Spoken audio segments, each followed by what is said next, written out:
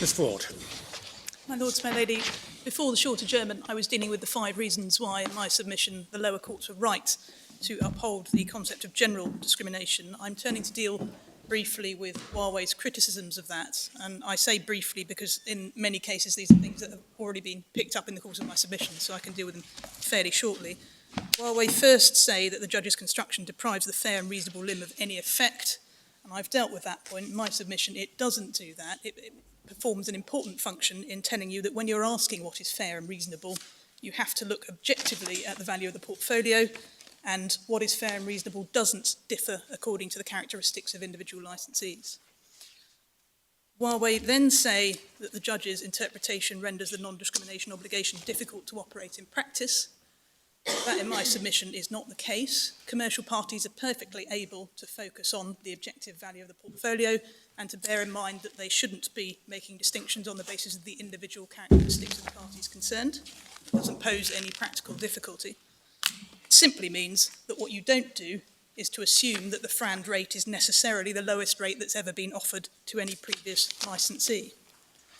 But it is worth pointing out in my submission that the submission made by Mr. Howard yesterday, in fact, it's probably a couple of days ago now, a non-discrimination provision is meant to be analogous to having a price list which is accessible to at least all in the same situation, doesn't accord in my submission with commercial realities.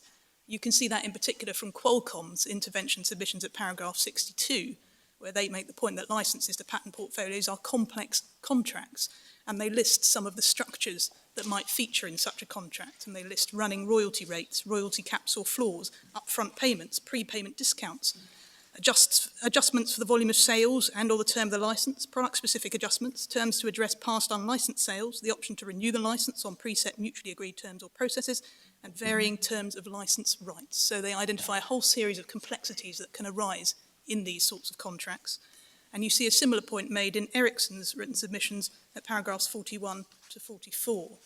So Mr. Howard's submission that licensing would be a straightforward matter of selecting from a price list if you adopt Huawei's construction of discrimination is, in my submission, commercially unrealistic. Huawei thirdly complains that the judge's approach permits discrimination within a benchmark cap. The court has my submissions on that. It's the Court of Appeal's judgment, paragraphs 196 to 200, which in my submission deals with the point best. And what the Court of Appeal tells you is that it's important to strike a balance between the interests of the SEP holder on one hand and the interests of the innovator on another. And it makes the point that there is no good reason, once you've addressed the question of potential hold-up, to prevent the SEP holder from charging less. But there is a very good reason not to apply the hard-edged discrimination that Huawei are seeking, and it emphasised the potential harm to innovation. And that's a point that Ericsson strongly agrees with, and it makes submissions on that at paragraphs 38 to 51 of its submissions. Can I just ask, how does the judge's benchmark approach accommodate the scope for different ways of structuring the payments made under licensing arrangements that Qualcomm and Ericsson describe? Well, the judge has accommodated that in his general non-discrimination approach, because what he's done is he's looked at all the comparator licenses and derived a comparator rate, and where necessary he had to unpack the licenses to understand, for example, whether it's a cross-license. So there's sort of deconstruction that goes on. Indeed, so his general non-discrimination approach does grapple effectively with that. Lords, my lady, the final point that was relied on behalf of Huawei was the foreign cases, and in my submission the Court of Appeal was right to derive limited assistance from these foreign cases. I've already taken you to TCL and Ericsson, and then there were 2 others that were relied on. It was Huawei and Interdigital, and Unwired and Huawei in Germany. And in my submission, these cases simply don't properly grapple with the question that's before this court, which is the construction of the non-discrimination limb of FRAND in the ETSI undertaking. You don't see in either of, or any of those cases, I'm excluding TCL because I've shown that that in fact supports my construction, but you don't see in the other cases any consideration of the body of jurisprudence and literature that I've shown you that shows that a rigid non-discrimination rule is positively problematic. You don't see any consideration of the respective weight that should be accorded to the fair and reasonable limb on the one hand and the non-discrimination limb on the other. You don't see any consideration of the drafting history of the ETSI undertaking, and you don't see any consideration of the non-discrimination obligation as a contract governed by French law and the need to strike the correct balance in that context between innovators and implementers in order to ensure and promote the technological development of standards. So in my submission, that does underline the point that was made by the Court of Appeal, that since there has been limited international consideration of these particular issues, it would be wrong to harmonise on a first-to-decide basis. That's paragraph 206 of the Court of Appeal's judgment. I'm turning to deal very briefly with the judge's alternative formulation, which is, well, if there is a hard-edged discrimination obligation, in the sense that there is an obligation to licence at the lowest rate a licensee has previously been licensed under a portfolio, then he thought that you should then ask whether or not there's been a distortion of competition. And that follows in my submission quite naturally from the fact that FRAND is at the same end of the non-discrimination spectrum as competition law, in the sense that it's concerned with private economic actors in their relationships with other economic entities. So if you're looking for an insight or the way in which the non-discrimination obligation should operate, it does make sense to look at competition law for inspiration. But the point does go further because it's common ground, and I'm referring to Huawei's reply at paragraph 139.1. FRAND is a remedy which was developed to address a competition problem. And since FRAND was specifically developed in order to address a competition problem, it makes sense to look to competition law for guidance as to the way in which FRAND should then operate. And for your Lordship's note, that is the approach that's taken in one of the German cases. So Sisfel and Hire, Authorities Bundle 7, tab 132, page 9010. There you have the court referring to discrimination under Article 102, and at page 9030, it expressly says that the same principles apply to FRAND. So certainly that court's understanding was that discrimination under Article 102 and FRAND are essentially the same. Huawei says, well, FRAND was intended to be a remedy which is different and stricter than ex post competition law, or else it will be rendered OTOs. As to the fact that FRAND is intended to be different, it is different in at least two respects. First of all, it doesn't require you to prove dominance in order to enforce a FRAND undertaking, and it's an obligation which applies ex ante rather than ex post. So it's already doing something beyond competition law, because it's imposing an ex ante obligation to grant licenses. As to the point that FRAND must be stricter than competition law, that doesn't, in my submission, necessarily follow. It's quite true that the judge, in the context of Article 102A, which is excessive pricing, held that a price which is not fair and reasonable might not be excessive for the purposes of competition law.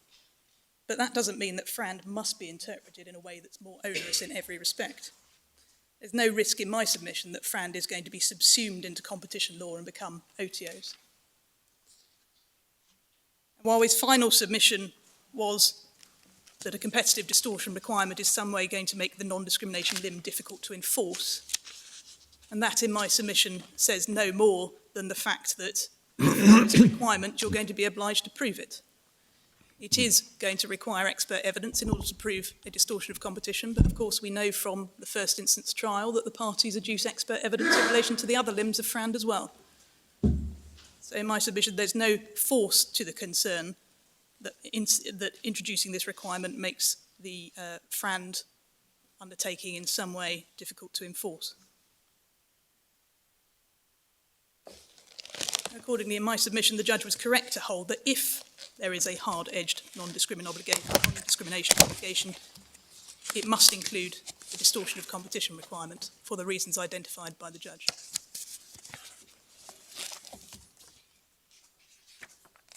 If I can assist the court further on issue 3, I was going to move on to issue 4, which is Huawei and ZTE. And in this case, the case for Huawei, as set out in its written case, is that the Court of Justice has laid down a mandatory, judicially imposed pre-action protocol, which has to be followed before commencing proceedings for an injunction. Huawei's case is, if an SEP owner fails to comply with the pre-action protocol, they're automatically denied an injunction, and they're automatically deemed to have abused a dominant position contrary to Article 102. My submission is that that's not a correct interpretation of what the Court of Justice was doing. What the Court of Justice is doing is trying to reconcile a tension between the enforcement of intellectual property rights on the one hand and competition law on the other. And what it does is it provides a practical solution to the standoff which occurs when two parties can't reach agreement as to what are the FRAND terms for a patent or a portfolio. The situation arises as follows. The parties have tried to negotiate a FRAND license, but they can't reach agreement as to its terms. And as the consequence, the SEP owner is faced with a licensee who's using the teachings of the patent, but isn't paying any royalty. What can the SEP owner do about it? His obligation under the ETSI undertaking is to grant a license on FRAND terms, but he can't fulfill his obligation because the parties can't agree on what the FRAND terms actually are. In the meantime, the potential licensee is infringing the patent and is paying no royalties. But if the SEP owner commences enforcement proceedings, if he seeks an injunction trying to restrain the infringement, then he risks falling foul of Article 102, because the effect of enforcing his property rights is potentially to exclude a willing licensee from the market. So what the Court of Justice's judgment does is to provide the SEP owner with a way through that problem. And it sets out a series of steps by which the SEP owner can seek to enforce its intellectual property rights and bring a claim for injunctive relief, even before the court has resolved the dispute between the parties as to what FRAND terms actually are. And the way it does that is it sets out steps to ascertain whether the licensee is a willing licensee or not. SEP holders may obtain an injunction against an unwilling licensee, but they may not seek injunctions against licensees who are willing to enter into a license on FRAND terms. So if the SEP owner follows the steps set out by the court, and it becomes evident that the licensee that he's faced with is an unwilling licensee, then it can't be abusive to seek an injunction against them. If, conversely, the SEP owner follows the steps and it becomes clear that the licensee is a willing licensee, then they can't be excluded from the market, and it's necessary to proceed to resolve the dispute between them as to what is the FRAND rate.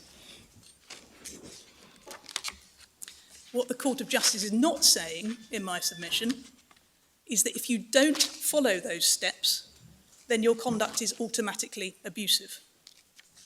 The steps are simply a behavioural framework for ascertaining whether the licensee is a genuinely willing licensee who is willing to enter into a FRAND licence. And that is the way the Commission sees it as well. If we turn up very quickly the Commission communication that we've seen a number of times already in these proceedings, it's Bundle A8, tab 148, page 9539, starting then at 9548.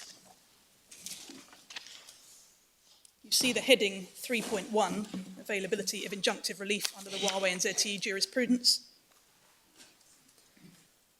And at the end of the first paragraph, you see SEP holders may not seek injunctions against users willing to enter into a licence on FRAND terms. And the CJEU established behavioural criteria to assess when a potential licensee can be considered willing to enter into such a licence. That, in my submission, is what the Court of Justice is doing. To make that good by reference to the judgment itself, it's in Bundle 6, tab 106, page 7858. Turn first of all to paragraph 21 in the Court of Justice's judgment. This is 7888.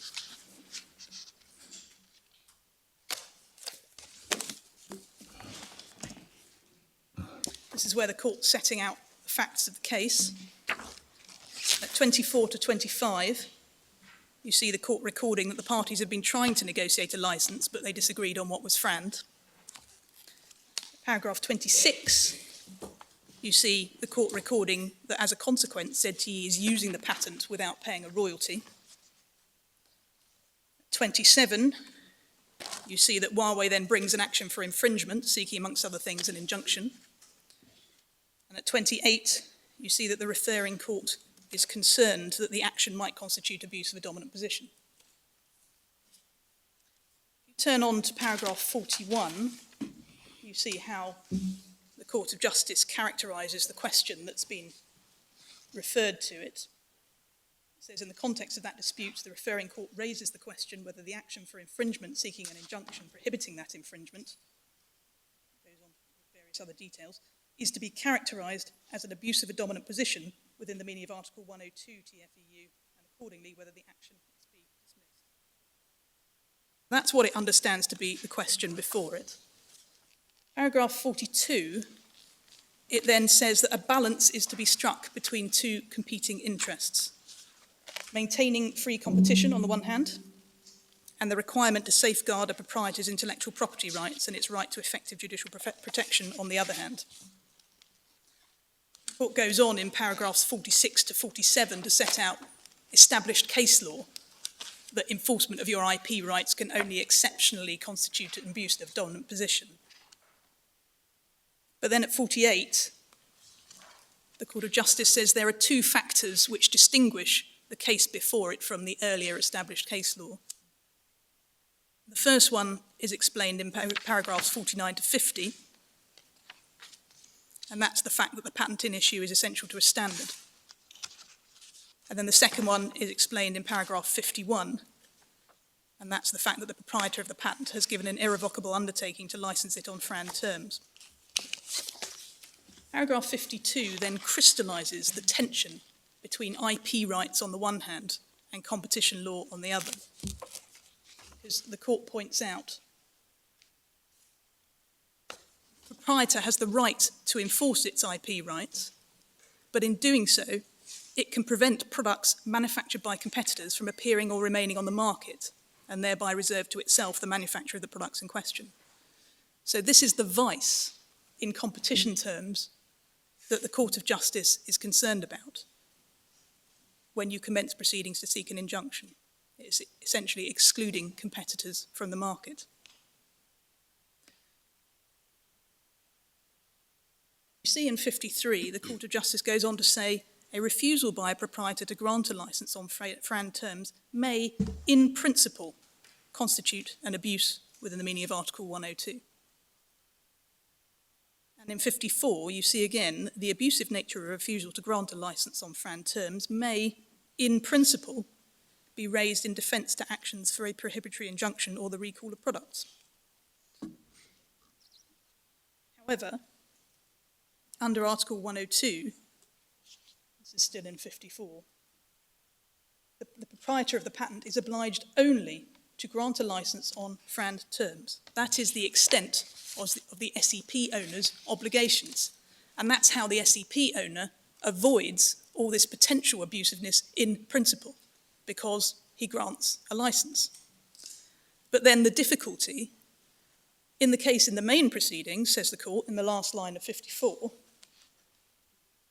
the parties aren't in agreement as to what is required by FRAND terms in the circumstances of that case. So that's the problem the Court of Justice perceives. It recognises that all the SEP owner has to do is grant a licence, but the process is stymied by the fact that the parties don't agree on the terms of the licence. At paragraph 55, you see the Court of Justice setting out the solution to that problem. It says, in such a situation, in order to prevent an action for a prohibitory injunction or for the recall of products from being regarded as abusive, the proprietor of an SEP must comply with conditions which seek to ensure a fair balance between the interests concerned. What, in my submission, the Court of Justice is doing is articulating the means by which the SEP owner can prevent its proceedings from being abusive. At paragraph 56, you see the court emphasise the fact-specific nature of abuse. The account must be taken of specific legal and factual circumstances in the case. And at paragraphs 57 and 58, you see emphasis on the high level of protection for intellectual property rights, and that the proprietor may not be deprived of the right to have recourse to legal proceedings to ensure effective enforcement of his exclusive rights.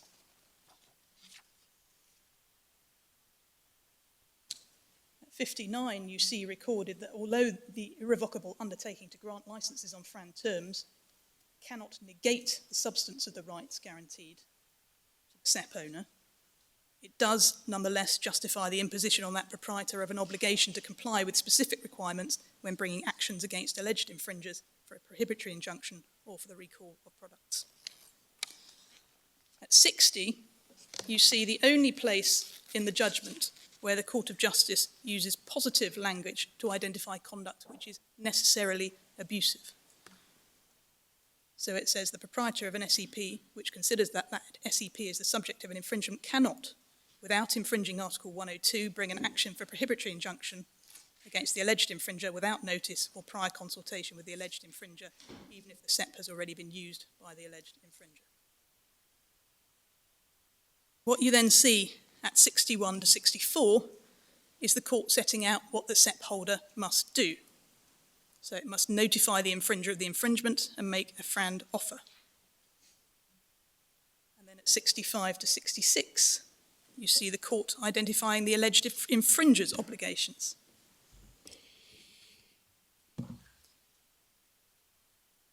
They arise if the infringer wishes to rely on the abusive nature of an action for a prohibitory injunction or for the recall of products. So if you want to claim as a licensee that an injunction is abusive, you have to demonstrate that you are a willing licensee. Just pausing there, there's no reason in my submission to read the Court of Justice's judgment in these paragraphs, so 63 and 66, as requiring the court to adjudicate whether an offer which is made is actually FRAND. What the parties are being asked to do is to make an offer to enter into a licence on what they contend are FRAND terms. They're looking for a willing licensor and a willing licensee. They are, Yeah. indeed. That's the way the court below read it.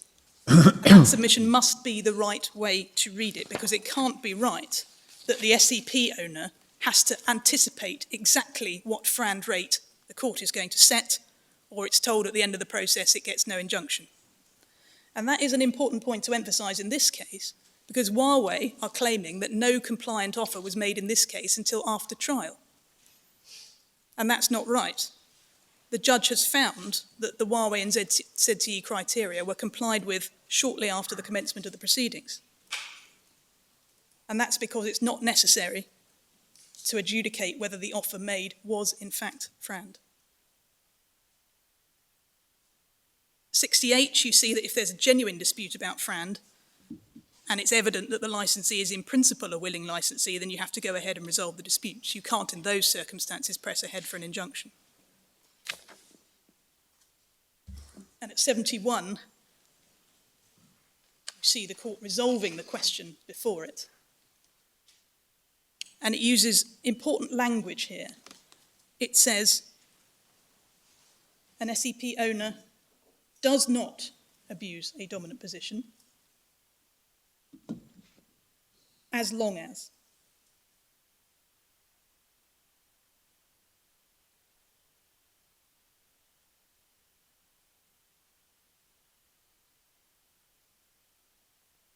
that language in my submission is clearly articulating a safe harbour to enable the SEP owner to commence proceedings even before FRAND is determined without falling foul of Article 102.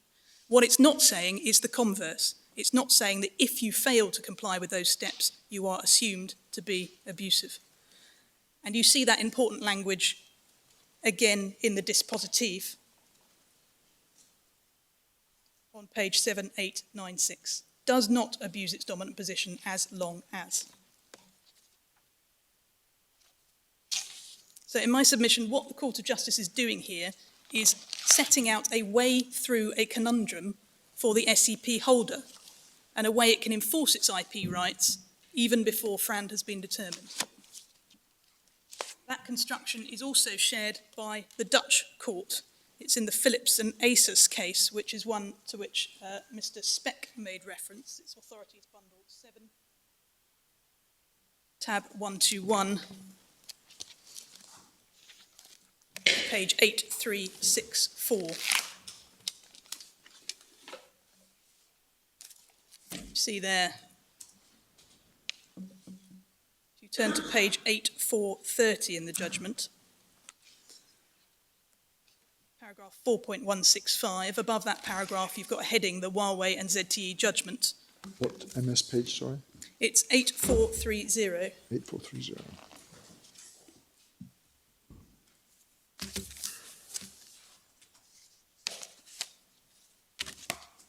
And you can see from that that ASUS has tried to argue that Philips hadn't complied with its obligations arising from the Huawei and ZTE judgment, and so that by seeking an injunction against ASUS, it was abusing its dominant position. You can get that from 4.165. 4.166 to 4.170 then summarise the Huawei and ZTE judgment. What you see at 4.171 over the page, 8431, the Dutch court, saying the court is of the opinion that the ECJ with the roadmap from Huawei ZTE did not seek to set strict rules, in the sense that if the SEP holder had not complied with any of the steps precisely and fully, this would immediately and necessarily imply that maintaining its SEP would constitute an abuse of a dominant position, irrespective of the further circumstances of the case. To emphasise that the factual circumstances of the case need to be taken into account, assessing whether the patent rights by an SEP holder could be regarded as abusive. Rather, the steps mentioned by the ECJ and the Huawei ZTE judgment are therefore to be regarded as guidelines for bona fide negotiations between the parties about a FRAND licence. It goes on to set out the parties' respective obligations, and then it goes on to endorse the position that was taken by Mr. Justice Burse at first instance in these proceedings. It says the High Court in England has expressed this in the Unwired Planet and Huawei judgment upheld by the Court of Appeal as follows. Quotes from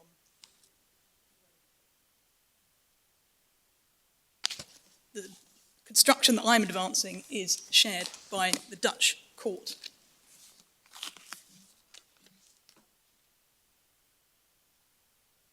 Set out in some detail in our written case the points that we rely on in support of that construction. I'm going to deal with them extremely briefly, but we do rely on the full way in which they're set out. Extremely brief. The first is the language. It's the point that I've highlighted already. You have references to abuse in principle. You have paragraph 55, in order to prevent an action for a prohibitory injunction or for the recall of products from being regarded as abusive. And you have paragraph 71, and the dispositive does not constitute a dominant position so long as.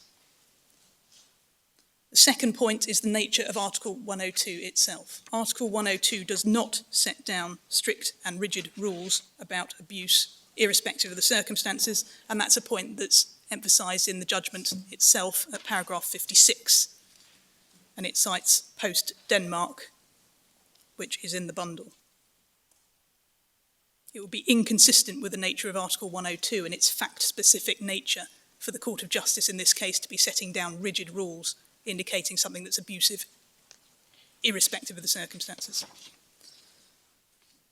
Third point is the Court of Justice would be well aware that domestic procedural rules differ. This relates to the point that my Lord Sales raised with Mr. Speck about the fact that in the German court it's possible to get an injunction before questions of validity have been determined. And similarly, in some member states, it might be possible to get an injunction before a FRAND rate has been determined. That's not the case in this jurisdiction, and the Court of Appeal rightly pointed out that the risk of any alleged infringer being coerced by the commencement of proceedings into agreeing an unduly high royalty rate is therefore very much lower. The point really is the Court of Justice would have been well aware that procedural rules differ, and so it wouldn't set down rigid rules applicable without variation to all member states. The fourth point to emphasise is this is a transitional case, in the sense that it was commenced before the Court of Justice's judgment and before the Advocate General's opinion. And so there would be a very obvious and striking unfairness if Unwired Planet were precluded from obtaining an injunction in circumstances where the requirements it's supposed to fulfil were only set down afterwards. This is not a point about whether the requirements apply ex tunc. This is a point about the Court of Justice, in my submission, clearly wasn't intending to lay down rigid requirements of that nature. The Court will have seen that the Court of Appeal has summarised German cases to the same effect. This is paragraphs 276 to 279 of the Court of Appeal's judgment, which show that the German cases have been willing to exercise a bit of discretion in relation, in particular, transitional cases as well. They don't read the Court of Justice's requirements in the rigid way that Huawei does. And the final point concerns the passage of time.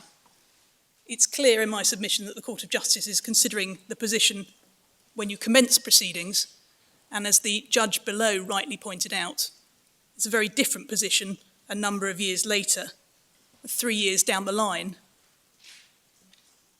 If the defendant wished to contend that proceedings were abusive at the outset, the right time to take that point is at the outset of proceedings, not 3 years later.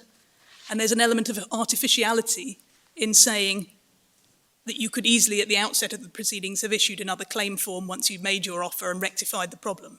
Can't be the case that doing a procedural tick box exercise somehow makes all the difference as to whether you can get an injunction. In my submission, there's no rationale for refusing an injunction at this point in time. There's no risk of hold-up for the reason that Mr. Speck has dealt with. No injunction is going to be granted until a rate which is FRAND, as determined by the court, is actually available.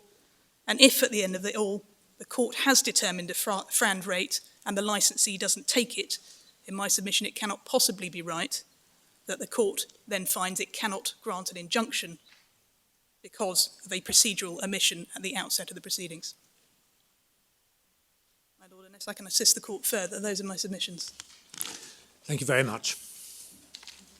Lord, Yes, it is subject to your approval. I was proposing to go first. Well, if Mr. Howard is content with that. Very well.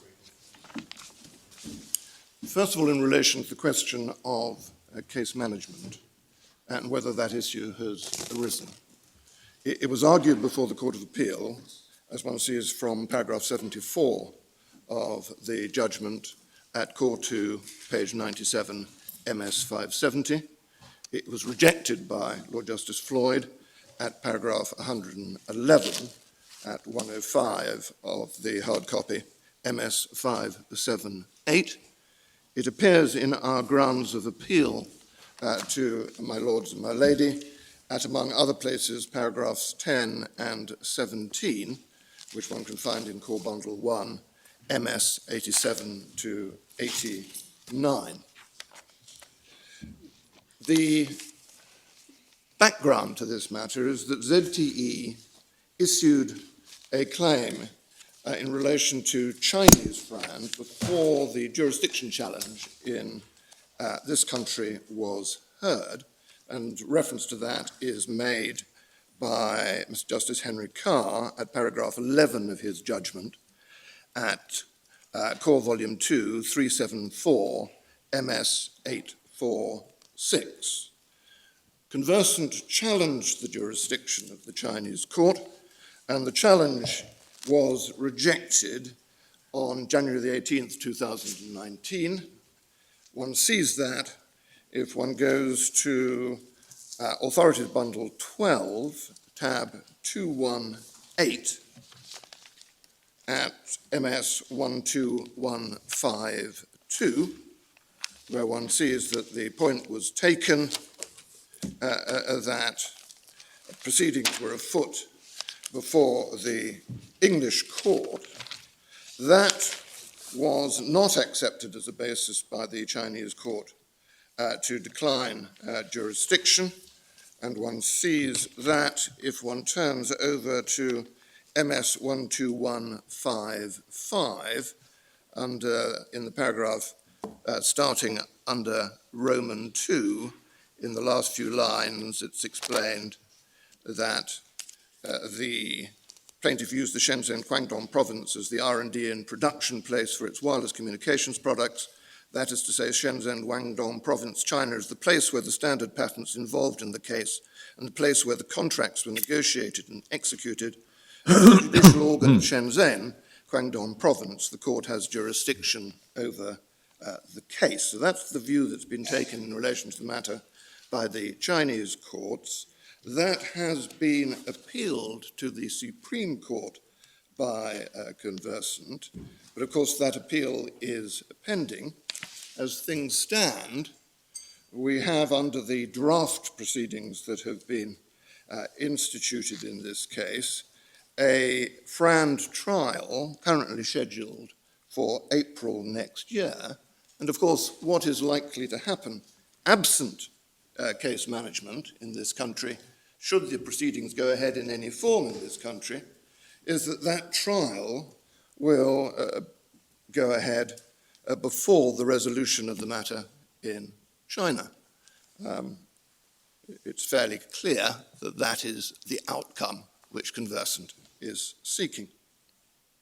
I submitted an opening that the law, as held by the lower courts, provides no basis on which the court may decline jurisdiction of the determination of the terms of a global FRAND license, regardless of how much or how little connection the real dispute between the parties may have with this country. Conversant does not appear to dispute that, save insofar as it says that there is a sufficient connection by virtue of the fact that they are suing in relation to United Kingdom patents. Conversant does not see a problem in this. We submit that there is one. We submit that there will be cases. We say this is one, but in any event, there will be cases in which it is contrary to FRAND and contrary to comity. And indeed, we submit this is such a case. I propose, first of all, to encapsulate ZT's position on the 4 issues in the case. Second, to address Mr. Speck's 13 propositions. And third, develop my reply by reference to those propositions. So far as the issues are concerned, they're to be found in Core 1 at tab 7, MS 123. Issue 1, we say, contains several issues concerning jurisdiction and the exercise of jurisdiction in relation to the grant of injunctions and the determination of global licenses. If Huawei persuade you that the English court lacks jurisdiction, or there are no circumstances in which it would be proper for the court to exercise any such jurisdiction, then your decision will apply to the Conversant case no less than it does to the Unwired Planet case. Our preferred outcome remains, however, as set out in ZT's printed case in reply at paragraph 84.10. Our preferred outcome is that there be a basis on which the court may make global determinations in some cases and not in others. However, if the court cannot exercise jurisdiction in any case without being obliged to exercise it in every case, then it's our submission that the court should not exercise it at all. In other words, the answer to issue 1 depends on the answer to issue 2. Issues 3 and 4 do not concern us. I go on then to consider issue 3. Issue 2. Issue 2 is framed in terms of, and my lords, my lady, you will see the language, such a claim in the singular. We submit, in fact, that there are, on any view, 2 claims. As to how one defines the claims, that's something that we've dealt with in our written case, and in particular in the written case in reply at paragraphs 13 to 15. Essentially, we say, there is no formalistic way of distinguishing claims and issues. One has to have regard to the substance of the matter. One cannot do it without having regard to the substance of the dispute, and as the Court of Appeal said, the level of generality, or to put it another way, what one identifies as the significant points by which to characterize the dispute. As to the claim to determine a global license, we maintain that the English court is not the appropriate forum to determine such a license on the facts of this case. As to the claim for injunctive relief, we acknowledge that English courts are the appropriate forum to deal with any issue of validity, but it does not follow that it's appropriate for the court to entertain or determine all of the issues relevant to the claim for injunctive relief that is being sought.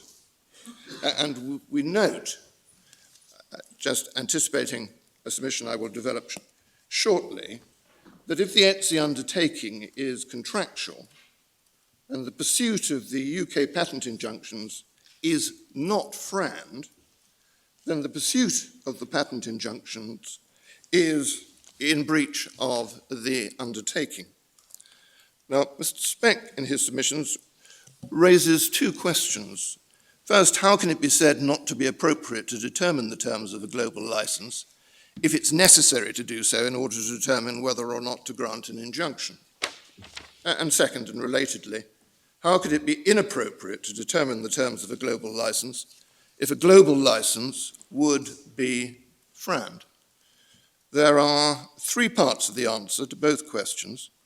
The first is founded on FRAND, the second is founded on comity, and the third on a combination of the two.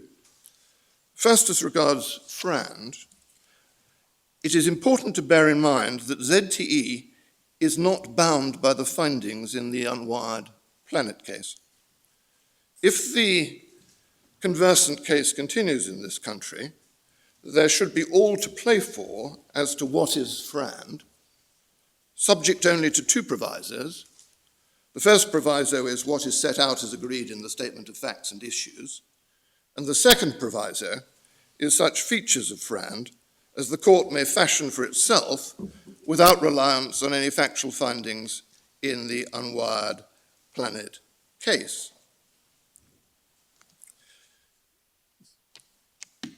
So far as comity is concerned, my starting point in opening was the proposition that the terms on which implementers are permitted to practice under the patents granted by other states will be of legitimate concern to those states. It's not clear to me that conversant did or could sensibly dispute that.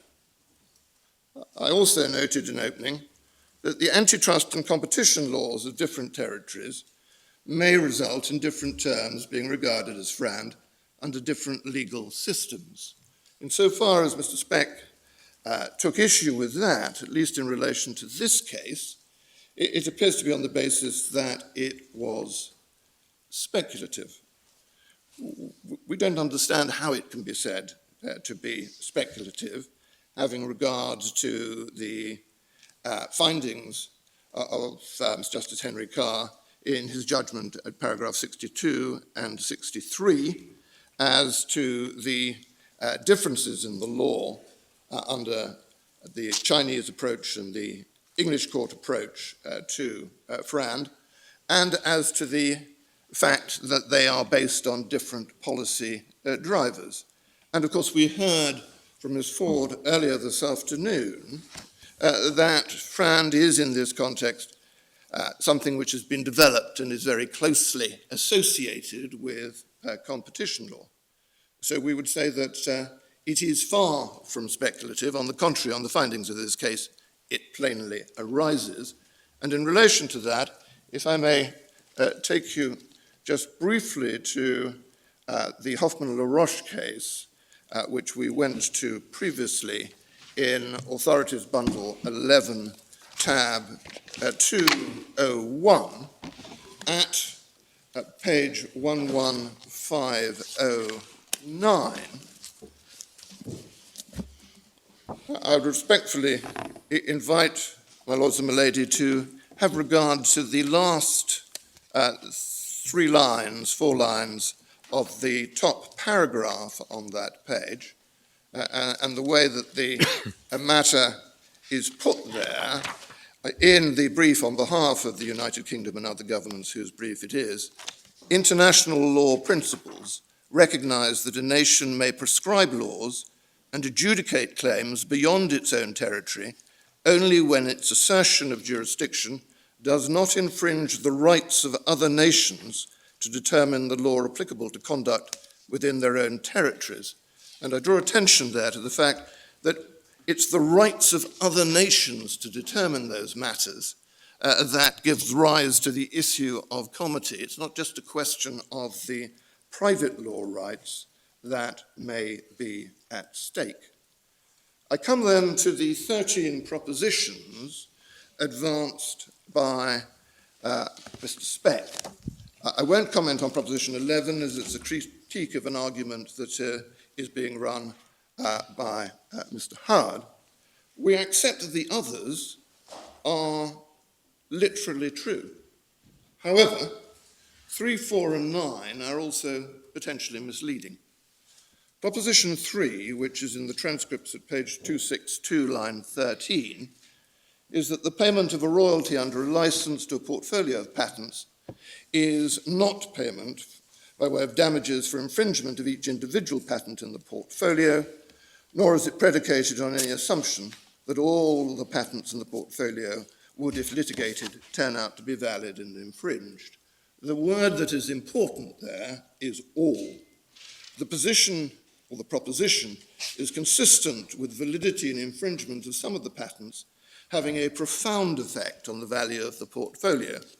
Quite how profound an effect can be illustrated by reference to the way in which Mr. Justice Burse fixed the rates for China in the Unwired Planet case.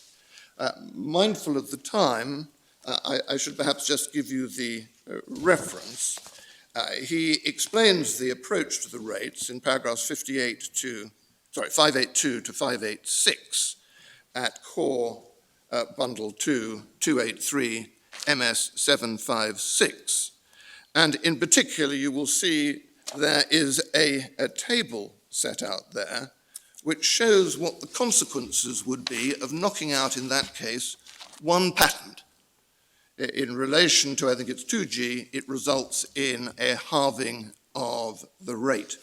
Now, Mr. Howard has explained to my lords and my lady that Huawei has knocked out some 14 of the 15 patents that were put forward by Conversant in China. At least that's how the matter stands at the moment. The 15th may or may not survive.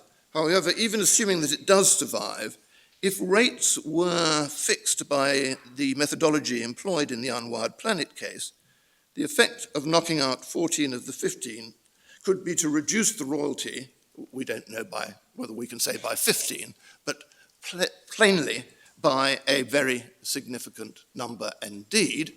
And of course, had that not taken place as the result of the delay which Mr. Speck complains of, we would already have a decision and a liability if we took up the license to pay back royalties in the case of Conversant to 2011. Proposition 4. Proposition 4 one finds at 264 of the transcript, line 7, determining Fran terms, whether they're global or otherwise, does not involve adjudicating validity or infringement of any patent, foreign or otherwise. The key words in the proposition are involve adjudicating. The proposition is literally true in the sense that a court or patent office decision on validity or infringement is not part of every Fran determination process. However, we've just seen, by reference to the approach taken by Mr. Justice Burse in the Unwired Planet case, how very significant those adjudications may be. Proposition 9, that is at page 275 of the transcript, line 23, The court should not draw a distinction between what people do consensually in real life and what a court should do in disputes before it. We would draw two subsidiary propositions from this. First, that the court's proceedings are part of real life, and second, the bringing and pursuit of court proceedings may be judged from a FRAND perspective in the same way as any other FRAND-related behaviour. First, then, proceedings are part of real life. 3 points in relation to that. First, the market rate is inevitably affected by the rates fixed by the court and the methodology which the court uses to fix them. This is inevitable given that what SEP owners and implementers are willing to agree will depend on what they expect the court to order if they fail to agree. What the court decides in one case will all too quickly become the tariff in another case. In this case, we see, of course, Conversant relying on the methodology and essentially the same license as was put forward and approved in the Unwired Planet case. Secondly, the market rate will only reflect the antitrust and competition laws of different states if and insofar as those states are able to impose those laws on the market. Conversant suggests the market will avoid any comity issues arising. However, Conversant also seeks to have the Chinese rates fixed by the English court, regardless of whether or not Conversant is acting in breach of Chinese antitrust and competition laws, and we saw that previously.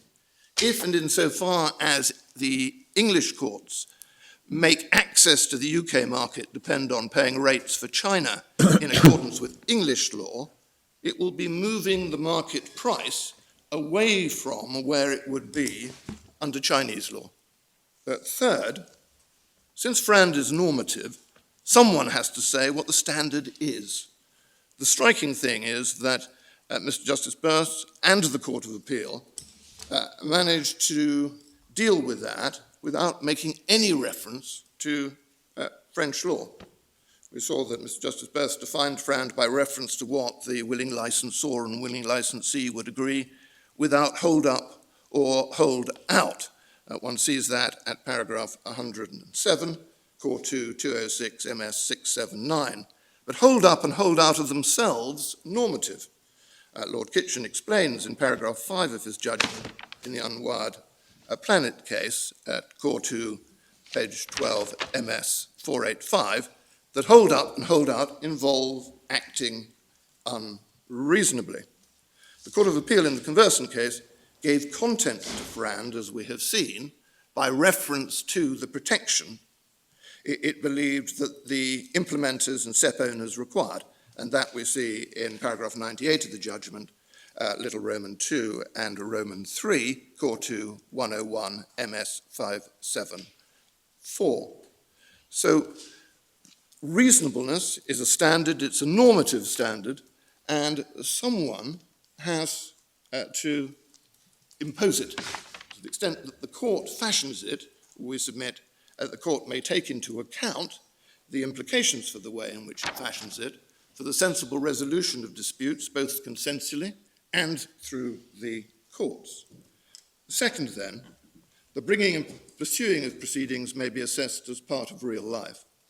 First, we say that the bringing and pursuing of proceedings is part of real life in the sense, as Clausewitz might have put it, litigation is negotiation by other means. And being part of the process of negotiation, litigation may be assessed as part of the FRAND process. Second, as the bringing and pursuing of proceedings is part of real life, it is possible that asking for a global license may be appropriate in the context of some court proceedings, but not in others. I shall give an example to illustrate the argument, and I shall also acknowledge the difficulty with it. As for the example, assume that the parties have been negotiating, as in this case, by reference to a proud list of non-UK patents, and the SEP owners start proceedings, as in this case, without any discussion of UK patents or the UK market. Why should that conduct not be open to being assessed from a FRAND perspective and found to fall short. As for the difficulty, conversant might say that the evidence to what is FRAND is not before the court in the conversant case. We submit that the facts of this case are so extreme and that the answer should be obvious, both from the perspective of the parties and from the perspective of comity. Conversant is asking the English court to apply the law of what is 0.07% of ZTE's business to all its business. Justice Henry Carr found that the law was different, and he found that the difference reflected different socioeconomic objectives. However, if the material is not before the court at this stage, it remains as something which should be properly arguable if the case continues.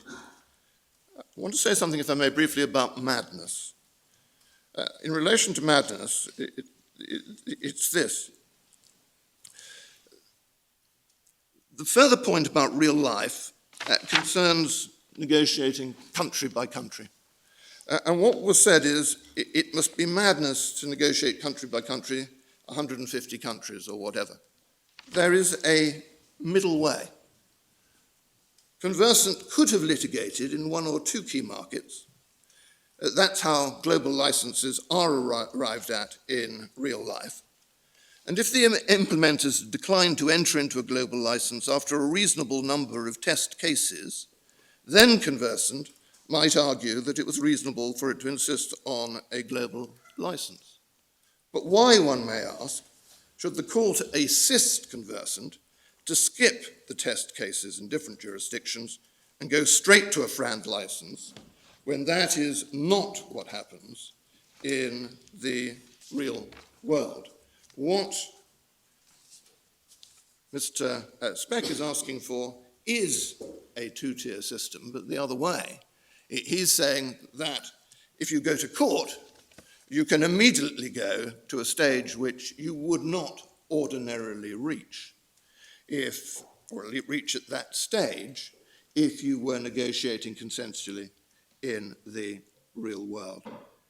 I don't think in the time available have an opportunity to develop the general submissions in relation to comity further, though I would just observe that whilst Mr. Speck suggested in relation to the Continental Automotive Services case that somehow it was all a ghastly mistake and Conversant didn't really intend to be associated with the submissions made there, it is, and I'll give my lords and my lady the reference, interesting to look, never mind Conversant's position, on who the other parties were who were arguing the matter, including, if I'm not mistaken, Nokia and Ericsson, key players.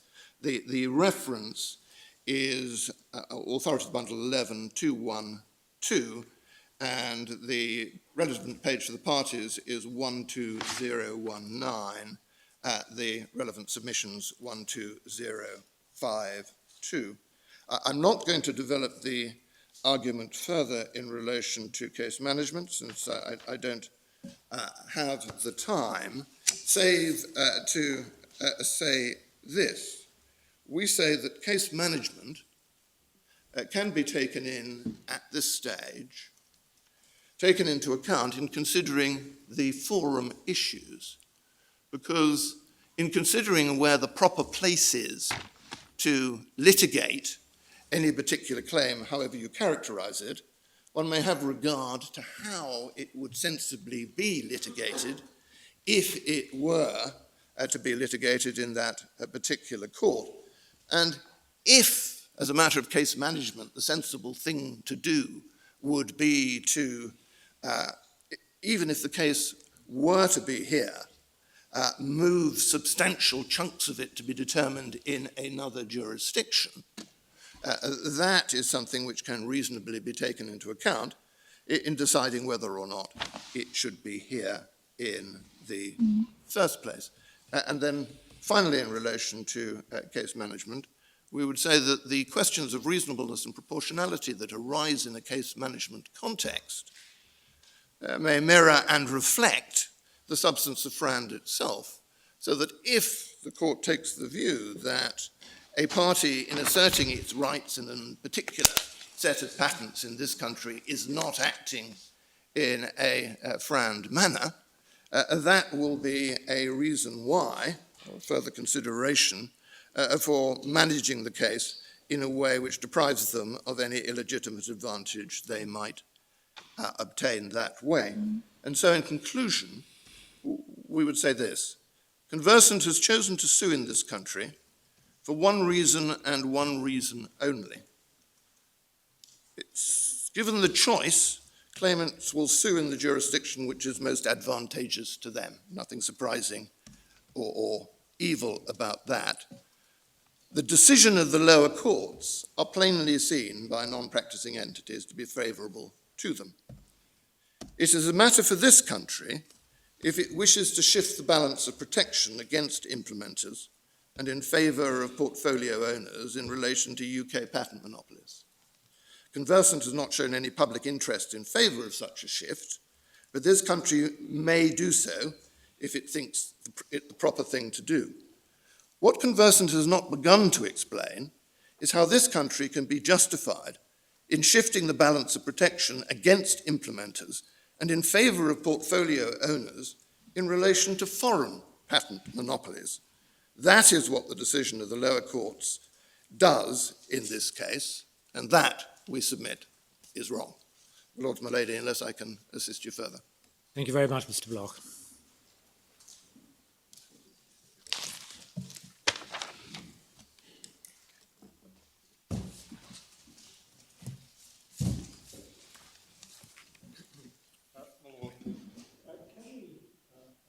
Take a step back and just focus on actually what is going on here, so I think the court will be very familiar.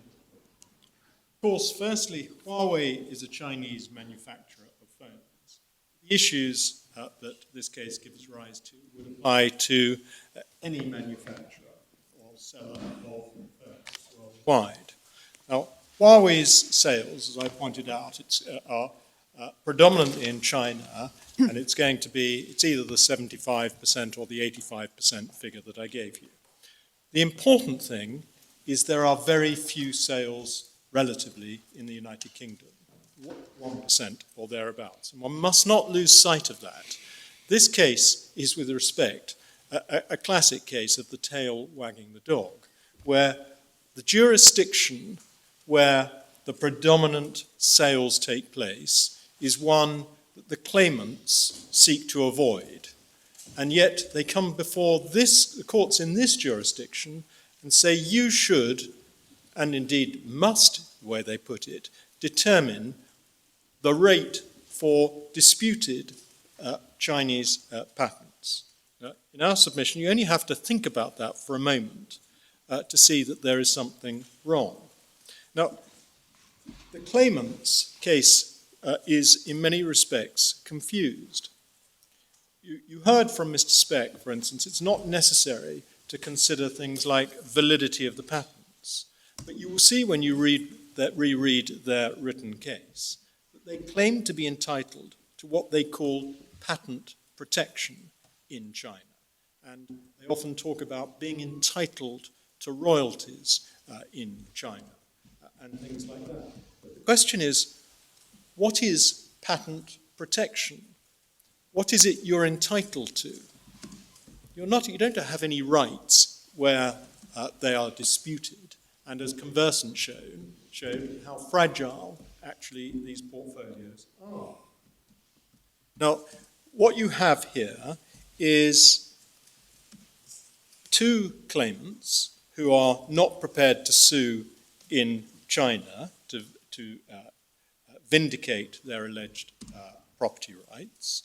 And we heard today that Conversant will not even say that it accepts the decision of the Nanjing judgment in respect of the Chinese rates.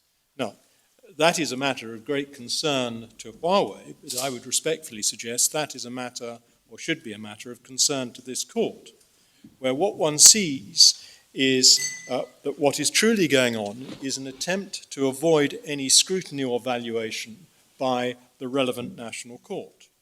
Now, the reason for that is easy to infer. notwithstanding China's being the most important place in respect of the claims, they are fearful that scrutiny in China reveals that they either have no rights or that the valuation in China will be a fraction of what they are seeking here.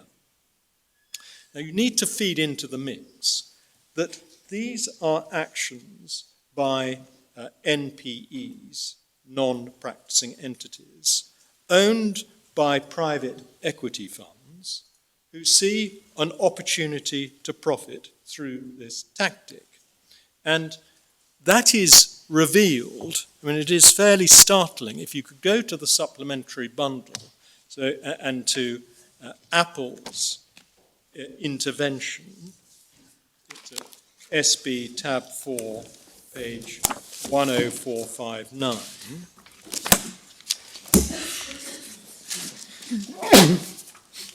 And what has happened, I mean, what one first got was the Unwired Planet case. Following that, Conversant jumped on the bandwagon against Huawei. And what has now happened is they've seeking to leverage the Unwired Planet action judgment in an action against Apple. Now, paragraph 5, the Apple explain who Unwired and Conversant are. They brought up these patents. And if you look at footnote 8, you'll see that Panoptis, which is the company that owns Unwired, is owned by funds managed by affiliates of Brevet Capital Management, a private equity company, and Conversant is owned by a group of investors led by Sterling Partners, another private equity company.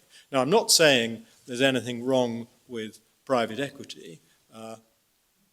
Fortunately, they often send me instructions. But what I do say is that what one's got to recognize is that this case is about what is perceived to be an opportunity to leverage. And what is happening is the English court's injunctive powers are being used in order to, frankly, make a nice return. And you see that, particularly when you look at paragraph 2, which explains what has happened. So there they say that similar claims for a global license in separate proceedings have been brought against Apple by Unwired. Over 1,400 foreign patents are now listed in these other proceedings, as opposed to the 206 foreign patents included in Unwired. And the claim against Apple is based in part on alleged infringement of one of the same two patents. So this is what gives rise to the $8 billion claim against Apple. And this is based upon, so that what you get is a golden ticket or a golden patent. You establish this 818 works. You then gather round a whole lot of other patents, and of course the owners of them, who have them in a portfolio, people like Ericsson and Nokia, they're quite happy to sell off a proportion of their patents, which they have in their portfolio, in order to allow this to take place, where they also get part of the return. And this is all happening. In some cases, I don't wish to go into anything that's commercially sensitive, but there's been a suggestion, in at least one of the cases in front of us, the sale from the initial patent holder to the entity that is pursuing the claims involves a percentage going back to the vendor. In one of the cases, we know that. Yes. In one case we've seen, I think it's that one, $20,000 of shares, I think it's Ericsson, one of them, it doesn't really matter which, shares in the Bounty. A two-third, one-third split. Yeah, and one can infer that that's what's happening in the other one. And of course, the reason one needs to look at the commercial reality of this. Nokia and Ericsson have these portfolios of patents. Why are they commercially doing this? It's when they embark on cross-licenses, as is what had been happening with people like Huawei, then they get a certain value, but then they're getting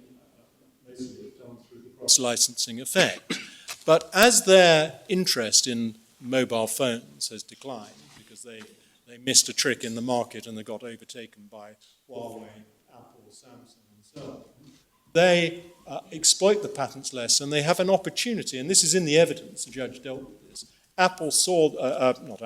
Ericsson, for instance, saw this as a means to extract more money. Now, I don't say again there's necessarily anything wrong, but what one does need to see that this case, Unwired Planet and Conversant and the claim against Apple, is all about a form of leverage or financial engineering. And one shouldn't, I would respectfully suggest, one shouldn't have one's blinkers on about that. The court may say at the end of the day, we're perfectly happy that English injunctions are used in that way. But in my submission, one should realise, be alive to what is going on. Now, before I develop that, in relation to Unwired, there are two important points that I would respectfully remind you of at this stage, which is that Mr. Justice Burse was able to do two things in relation to the UK. The UK steps in issue, and indeed the UK portfolio, and he was able to firstly settle a UK-only licence, and secondly, he was able to assess damages for the UK breaches of the UK patents. Turning to the first, the UK licence, there are 2 points that I'd ask you to note about that. The first is it deals with the point that my learned friend raised about roaming, which is just a red herring. My Lady Black asked about it again today. It's a red herring in this sense. Assume you only had an English patent, you had an English SEP that related to 4G. Huawei selling phones in China wouldn't be a breach of the English patent, but Huawei's would potentially be in breach if of the whatever number of phones they sell, 100 million, a certain number of Chinese consumers come into England. And so it's at that point that you breach it. So the way, now, as Mr. Speck rightly said, that's a very difficult thing to quantify, but that's what Mr. Justice Burse did. He added an uplift into the UK licence in order to cater for that. So in other words, it's just a quantification issue.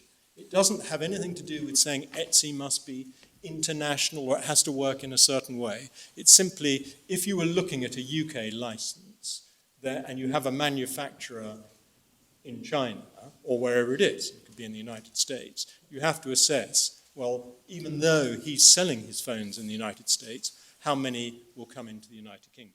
Yeah, so you say you can put a value. In effect, what you're getting in return for the uplift is it an undertaking not to pursue the customer? Exactly. Because it will be the customer who breaches rather than Huawei if the phone comes into the UK. That's right. And obviously it would be very unattractive to Huawei if their customers were going to be pursued. And so I think Unwired Planet tried to suggest to the judge what you had to do was, that this was a bit of mischief, that you should have to stamp on every phone, not for use in the UK. And obviously that would be totally commercially unrealistic, and that's why the judge said, no, you do it by working out what is fair compensation. You could argue about whether it's, I think the uplift was 4%, that's a different matter, but it is just a quantification point. So that's the first thing. Roaming is a non-issue and shouldn't really have surfaced. The second point is this.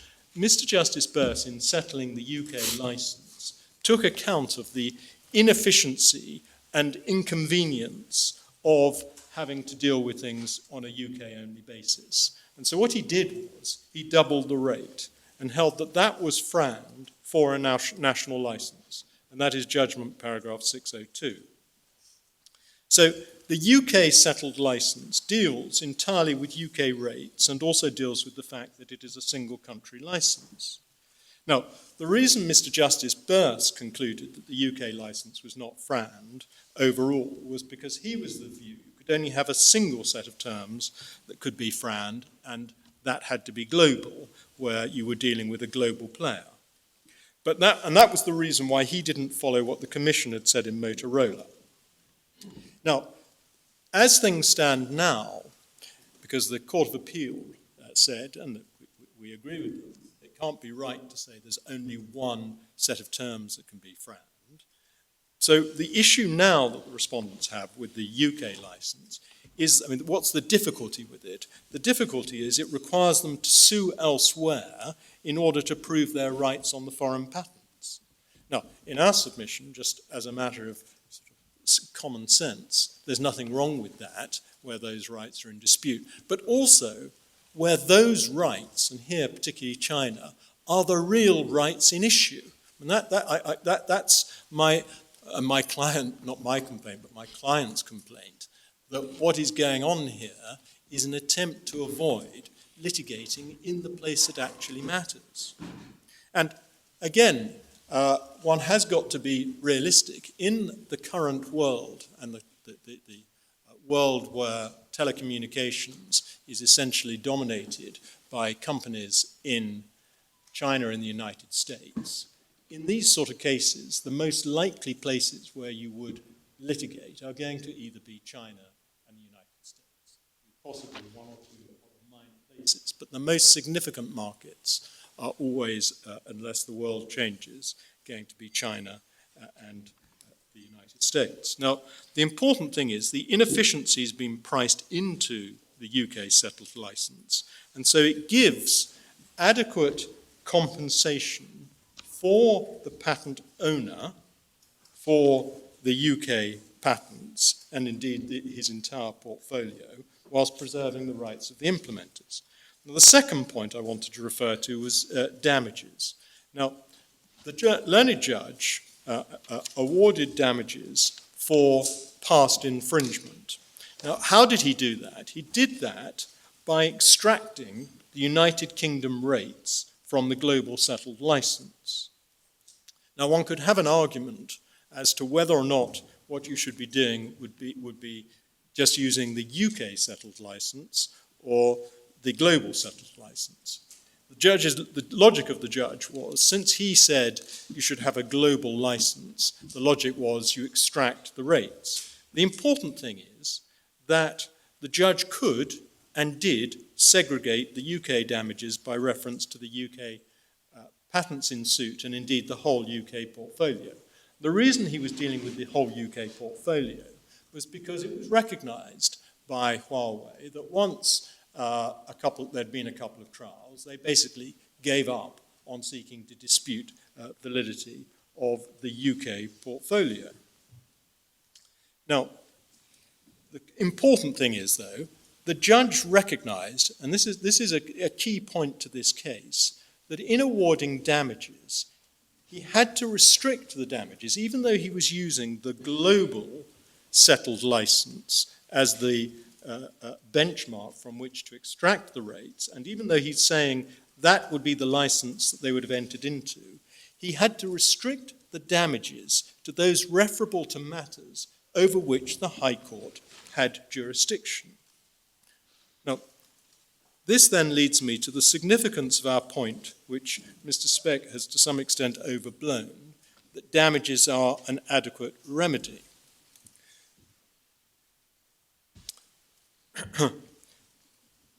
We pleaded, and we say, that damages would be a FRAND royalty, and that is set out, the FRAND royalty rate is set out in the judgment at paragraph 80.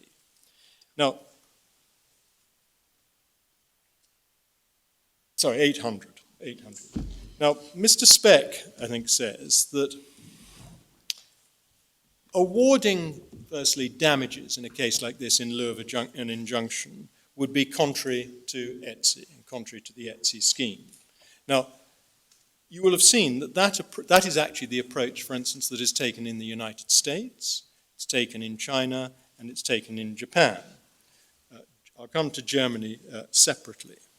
Now, in an injunction case, go back to English principles, it is plain that the question arises always, and that's become clear as a result of Coventry, it's also clear on the directive, the question always arises as to whether damages should be granted in lieu of an injunction. And that principle's of equal application in a patents case. Now, in our case, it is actually academic whether you award damages or you settle the a UK license, because you're able to do one or other. But the importance of understanding the approach that the English court would take to damages is that if you were awarding damages in lieu of the injunction, those would plainly be English damages, in the same way as what Mr. Justice Burse was looking at for the past was English or UK damages. When you're looking at damages in lieu of an injunction, in our submission you would be taking the same approach. The settled license for the future is simply another way of expressing the damages for the future, the monetary compensation in lieu of the injunction. I think I told you that Mr. Justice Arnold, in another case, had said if you were awarding damages in lieu of an injunction, you can do it by a running royalty. That sort of difficulty doesn't arise, where the obvious solution in these cases is you can settle the license. So in our submission, the English court's approach should be consistently with this, only to consider the United Kingdom rights, because those are the only ones over which it has jurisdiction, and it should not be using an English injunction as a matter of principle to support foreign alleged rights not established before it, i.e. the Chinese patent protection which is alleged. And we say that you get to this conclusion, whether you look at matters through the lens of ETSI, or through the proper use of injunctive power, or through proportionality. And as to proportionality, can I just remind you of something we looked at today, but got rather glossed over, in the Commission paper, which is in A8 9550.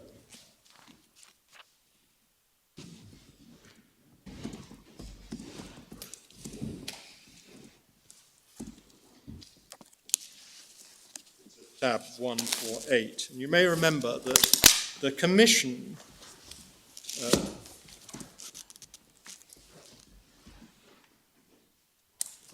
referred to non-practicing entities, which you see at page 9550. And, of course, they rightly said that NPEs should be, if you see the paragraph, they say patent assertion entities are increasingly becoming involved in licensing. Studies suggest that the litigation system has sufficient safeguards to protect against potentially harmful effects of PAE.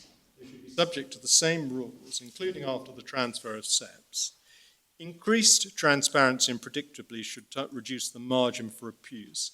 The application of the proportionality principle by courts provides yet another safeguard. And in our submission, that one, even if we were wrong about all else, which I'm just going to come to, one approach to these type of cases is using the proportionality. That's as in the enforcement directive. I'm sorry? That's as expressed in the enforcement directive. That's right. Yeah. But you can use proportionality as a means to say that it's only appropriate for a UK injunction to protect UK rights, and that the only FRAND license that we're going to settle, because this is the only court that settles licenses. There's no other court in the world that has done what Mr. Justice Burse did. This is a truly unique experience. And if you're going to do that in our submission, what you find is this is not the jurisdiction where the real action is taking place. That's over there in China.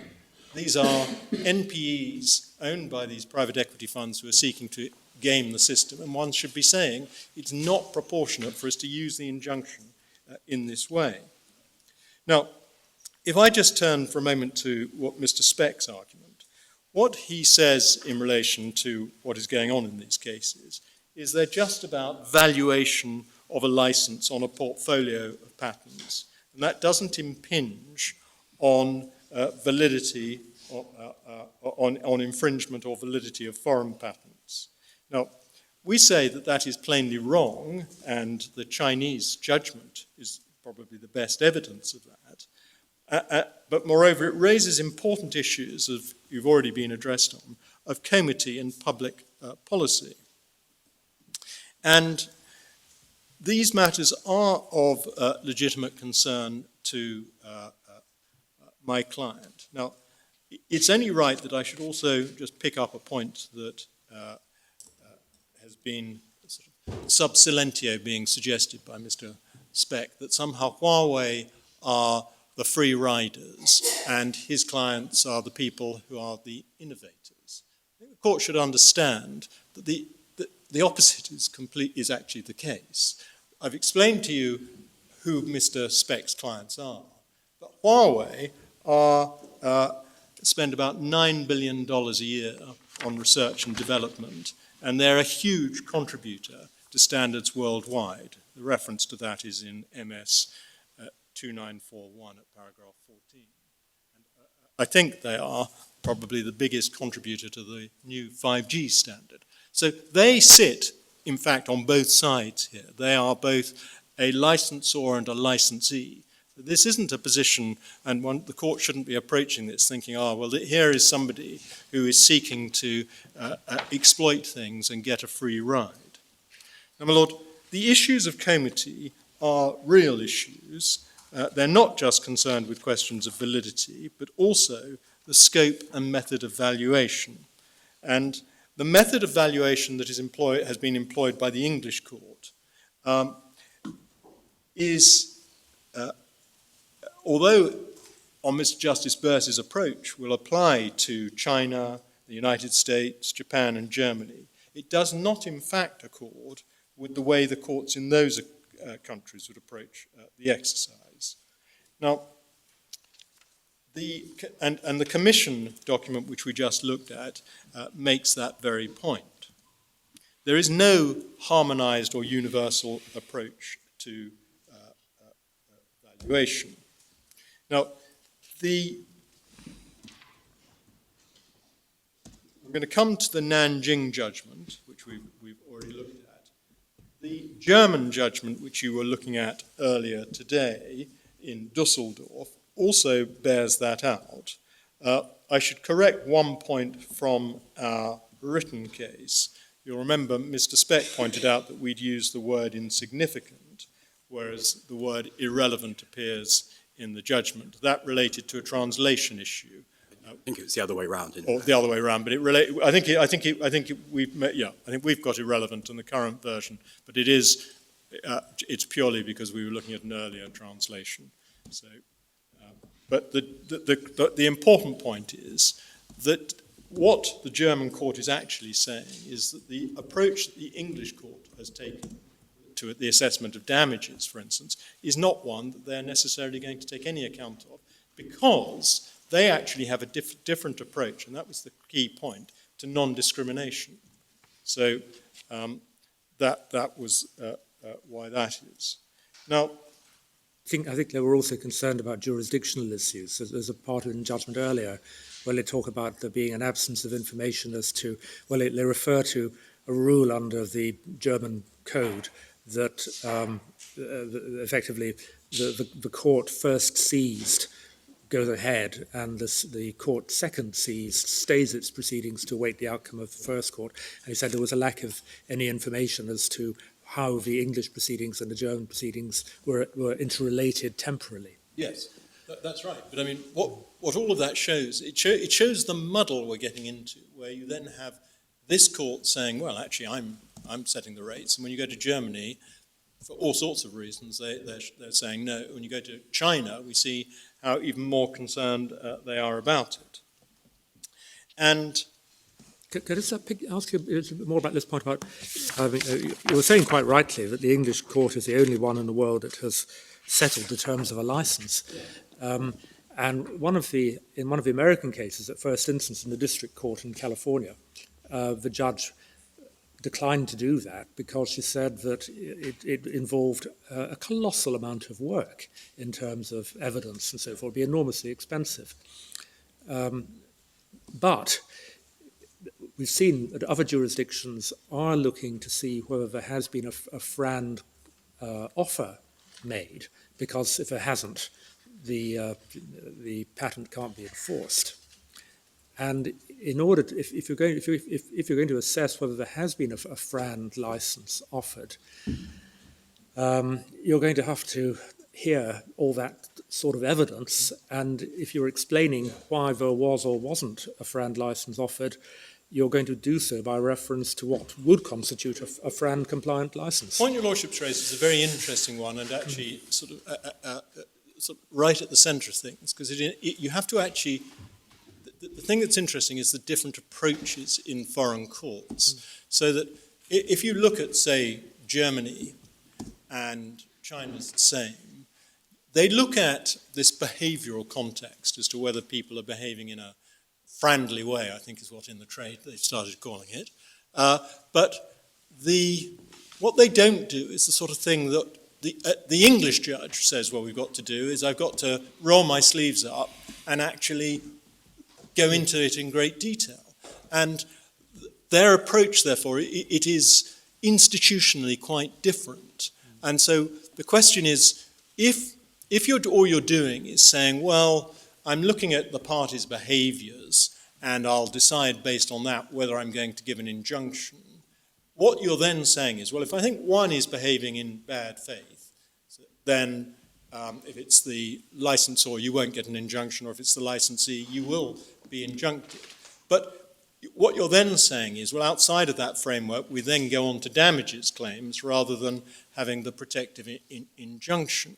Whereas here, the court is, and it seems when you do that, you are much less encroaching on foreign courts. Whereas when you do what Mr. Justice Burse has done, you are, in my submission, doing something. The reason he originally said you can't do this is because you are going into things like validity, and you actually end up doing it. I mean, although the Court of Appeal say there isn't an assumption of validity, there plainly is. I mean, because you are saying, well, I'm operating on the basis there are so many SEPs in these different jurisdictions. Whether you say it's an assumption, which they don't like doing because that's obviously going into validity, or you say I'm going to call them relevant SEPs or quasi-SEPs, some different label, or those are the number of declared SEPs. But the problem is, if you recognise, as I think ultimately my friend does, that under ETSI, you're only entitled to be paid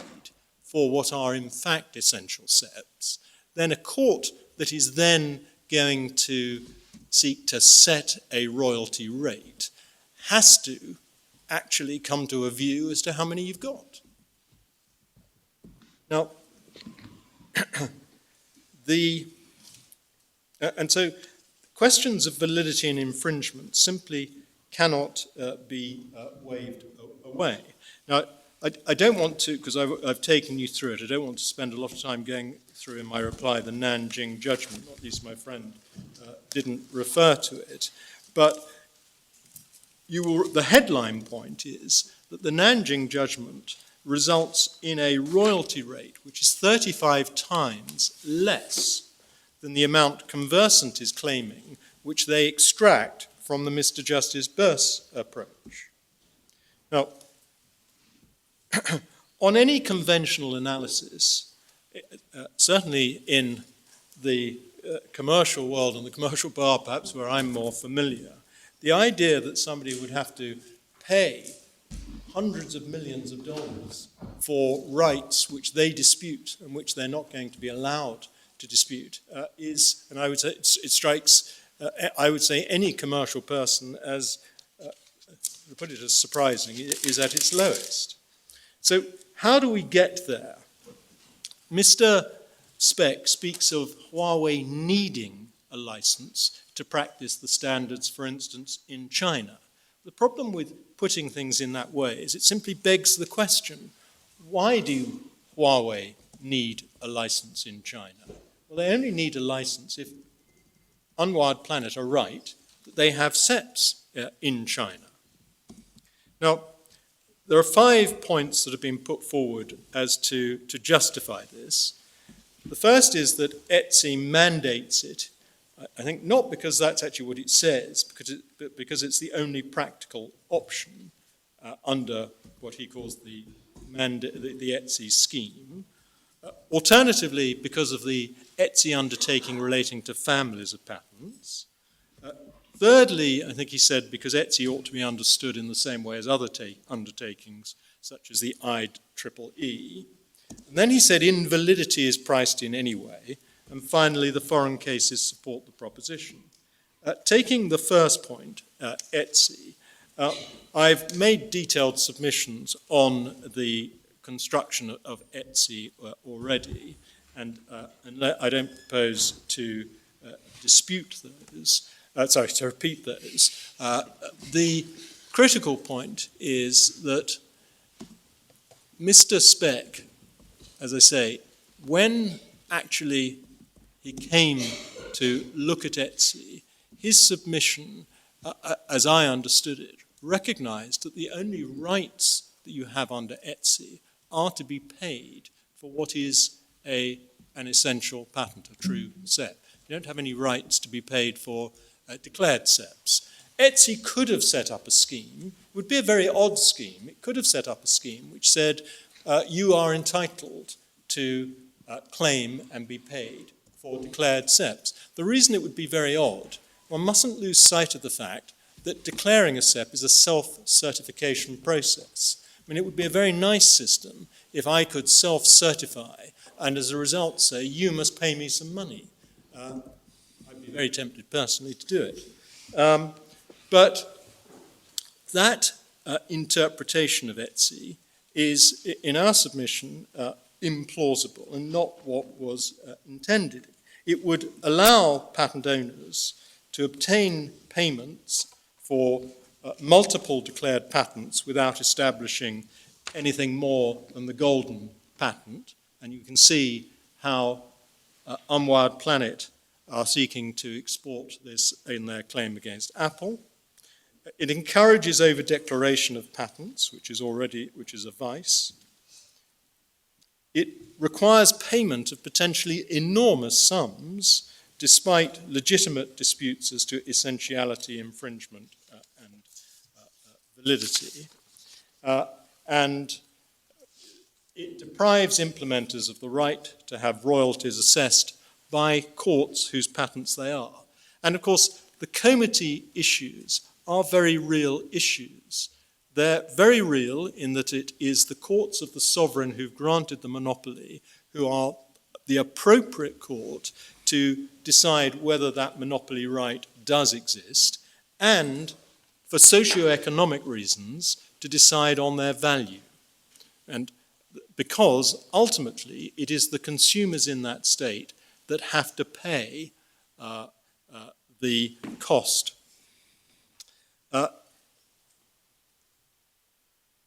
And the approach that has been adopted in this case allows the patent owner to require commercially significant but disputed patents in key countries of manufacture and place of sale to be forcibly valued and paid for in any country anywhere in the world as the price of access to a local market. Now, not only is that contrary, I would suggest, to comity, it is actually going to be contrary to English public policy, whereby we may be putting up barriers to trade, discouraging people from coming here. Now, other than in the NPE hedge fund world, this is not an attractive approach. Now, if I can just remind your lordships, in the world of manufacturers, and of course that's what Etsy really anticipated, that you have Nokia and Ericsson and Apple and Huawei all contributing their standards, and they were all cross-licensed.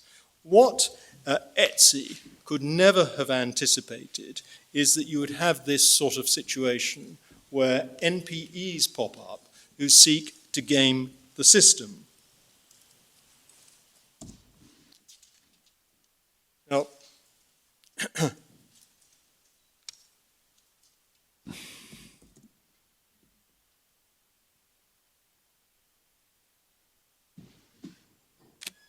and we have submitted, and the same point is made by Apple, that one needs to be very careful about confusing what happens in the commercial world, where people may negotiate in relation to portfolios, and what happens when there are disputes.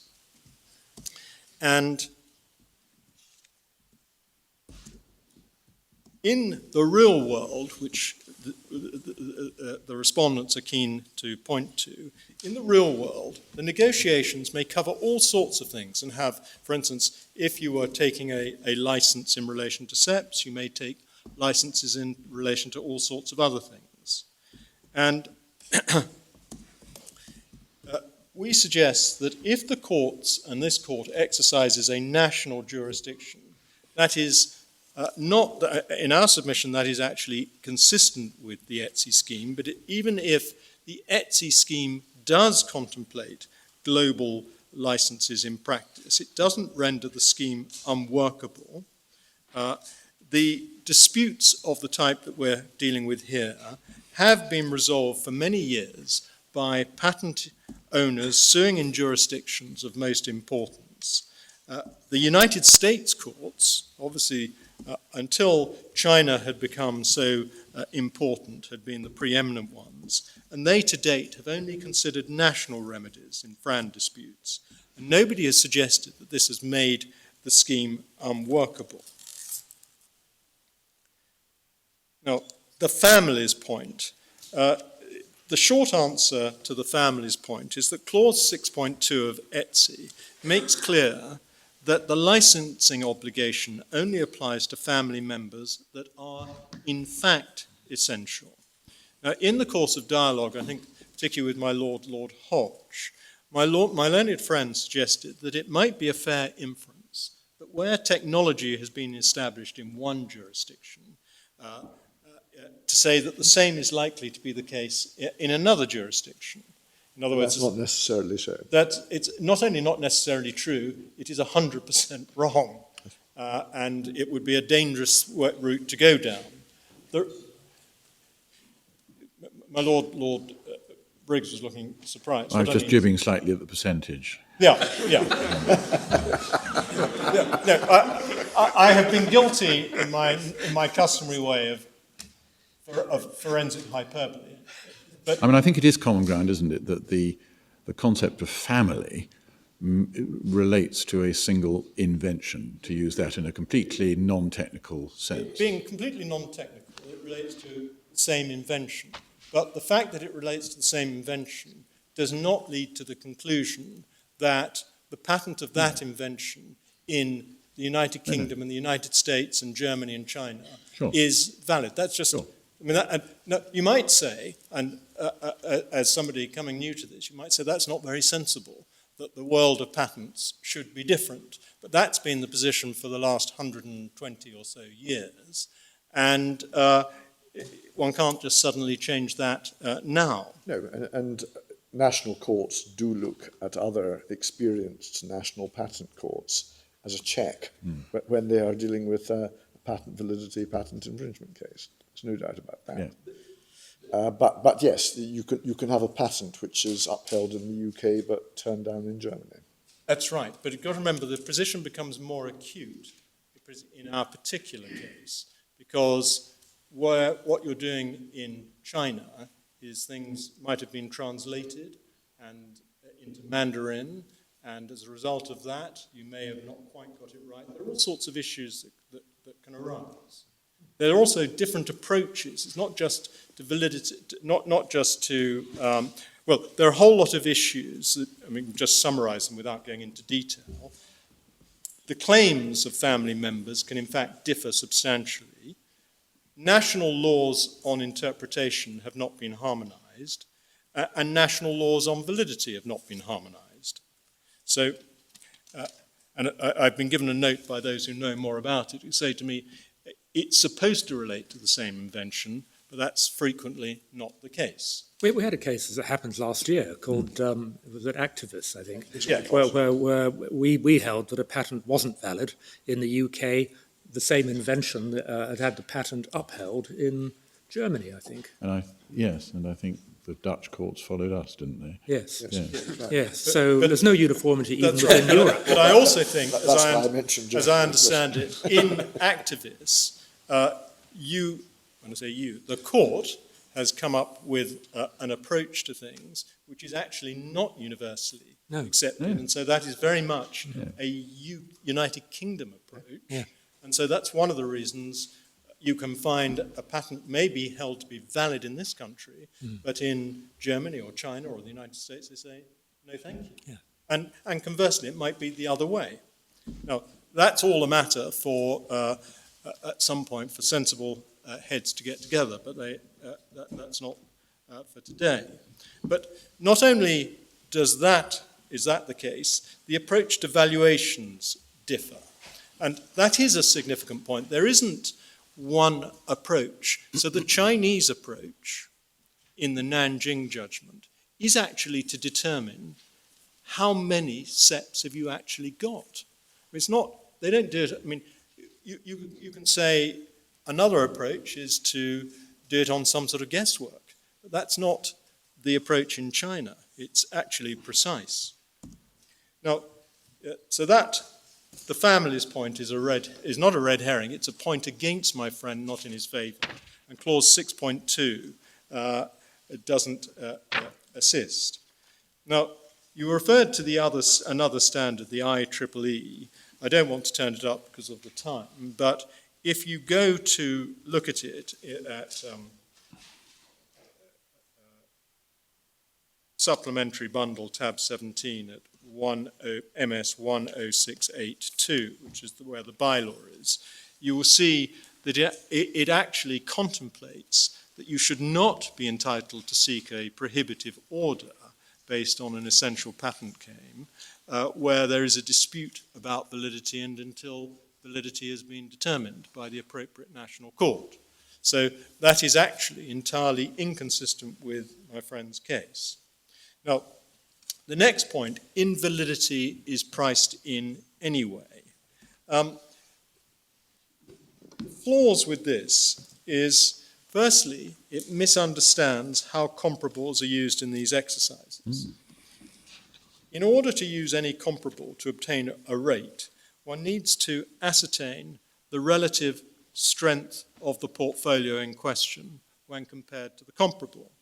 Now, the way Mr. Justice Burst did was by assessing what he called how many, quotes, true SEP families, quotes, Unwired had, explicitly without considering the validity of any single one of them, or any of them.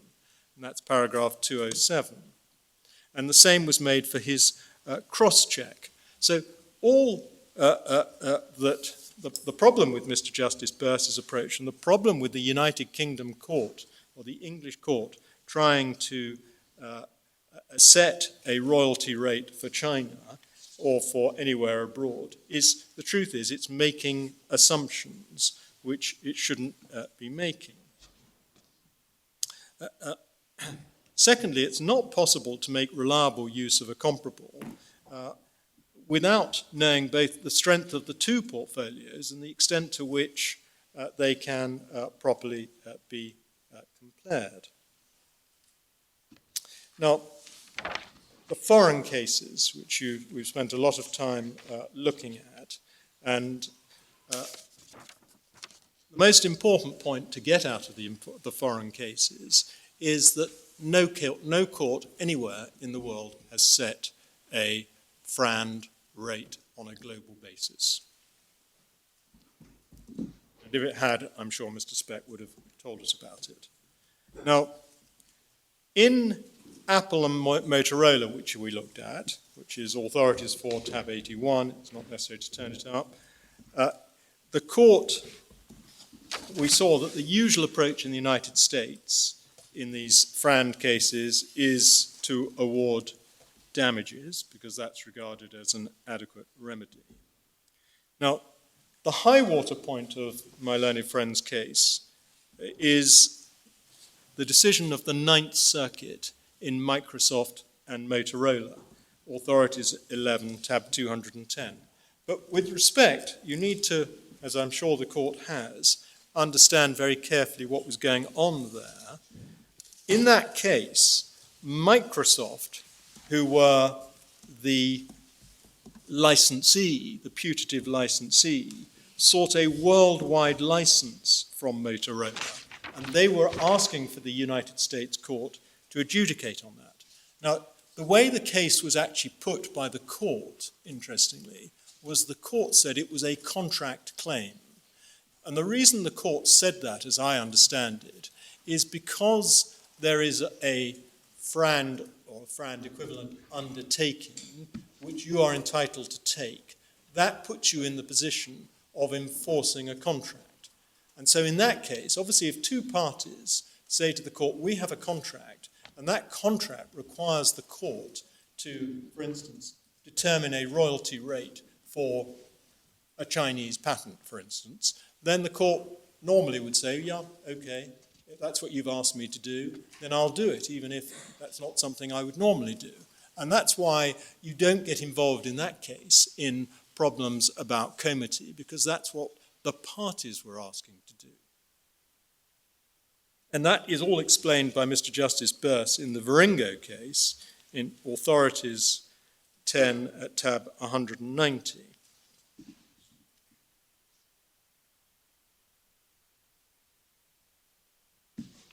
Now, the Apple and Qualcomm case, which is at A4 tab 82, that, and just for a little bit of context, that arose in circumstances where there was a dispute between Apple and Qualcomm in relation to essentially FRAND rates.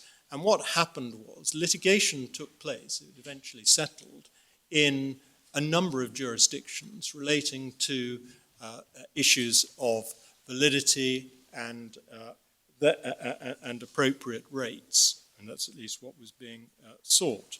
But the case that you've been referred to at A4 tab 82 concerned anti-suit relief, and the court it's at A4 tab 82 and at MS 6647 footnote 5, passage you were taken to, the court acknowledged and didn't find it necessary to resolve Apple's contention that the court had no authority to resolve the counterclaim of Qualcomm for a global FRAND determination over Apple's objection and without its consent. But in relation to the anti-suit injunction before it, the court concluded that Apple had a reasonable interest in challenging Qualcomm's patents, forum by forum, that's MS 6654, and that Qualcomm's practice of licensing its SEPs on a portfolio level basis insulates Qualcomm from challenges to the validity or essentiality of its patents, because licensees don't know what patents are included in the portfolio. So in our submission, the court there was recognizing that it's firstly perfectly appropriate for a party there, Apple, to litigate in different fora, which were the appropriate fora where the patents were, in order to test the portfolio. I won't just remind you for your note, of course, one then had the other United States cases, particularly the Panoptis decision, and although it is true that in the Panoptis decision, part of the decision concerns the rules of jurisdiction, I think, in Texas, but it is also true, when properly read, that the court is there saying we would not do this, we would not, without consent, set global FRAND rates. In the Japanese case, just take that very quickly, just for your note, it is in fact the case that injunctive relief was sought in that case. It wasn't a case where somebody was just seeking damages. An injunction had been sought, but it was refused, and that's at MS pages 8979 and 8985. And the court also in that case, what it was finding was, and that's 8984, that the global portfolio offer was not appropriate. Now, the German cases, they all have to be viewed, and my learned friend Ms. Ford's submissions were helpful in this regard. They have to be viewed through the lens, firstly, of German procedure. And that German procedure actually helps you understand Huawei ZTE, which is, of course, a case not about the true construction of ETSI. It is about anti-competitive behavior or abusive conduct in breach of Article 102. And so the cases in Germany are very clear, and they adopt this behavioral approach. If a SEP owner hasn't made a FRAND offer by the first instance trial, he can't obtain an injunction. Now, if you applied that approach in this case, Unwired Planet couldn't have sought an injunction here. But institutionally, the German court's approach is plainly quite different to our approach.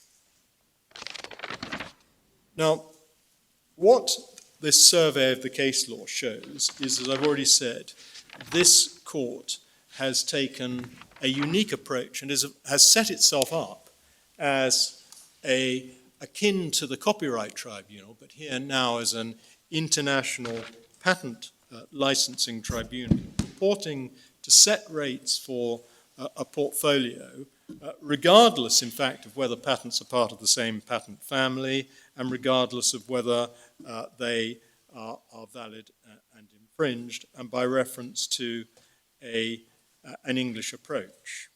Now,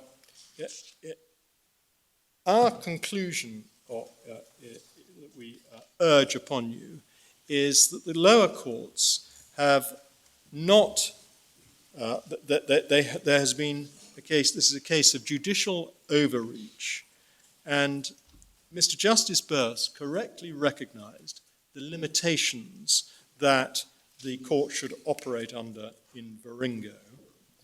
And what courts in this area should be doing is confining determination and enforcement of licenses to local jurisdictions, as is done in the US, China, and Japan. And such an approach ensures, firstly, that proper compensation is given to the patent owner, taking account of the national nature of the license. Secondly, it ensures that a proper evaluation is undertaken by a court of competent jurisdiction. And thirdly, it leaves the validity, infringement, and valuation of foreign rights to the courts where those rights exist or may exist, and so accords with comity. The approach that the respondents urge upon you is a recipe for A, injustice, B, for colliding with foreign courts, and the converse of comity. And so that takes me back to the beginning and how the English court should have responded to the claims of the type here, how it should respond. The first is, where an injunction is sought to restrain breach for UK SEP,